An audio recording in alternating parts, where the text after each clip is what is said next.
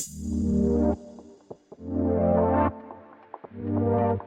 part of the SRM module, there is also the ability to provide actions. You would have seen me talk about actions in the context of meetings, saying that if something comes up in a meeting, you want to record the action. That becomes part of that meeting, but it's also part of a wider actions log, in which case you can go under, again, an organisation or a contract, and you can see all the actions and the status of them under this contract, whether they're open, closed, with these quick filter buttons here. When you look at the actions module directly without being under an organisation or a contract and just look at the actions themselves, you can start to have these kind of capabilities whereby you can search for specific actions, you can download these into a CSV or an Excel format, you can look at including different columns in your report to create customised reports that you can save, but more importantly, you can then switch to an analytics view where you can easily sort of tailor the actions either by organisation or contract, by owner, by business unit, and you can start to get a real picture of what's open, what status of actions there are. As part of Brooklyn's design, we aim to get it that you've got a 3-click principle from anywhere to get from the top of the analytics, so the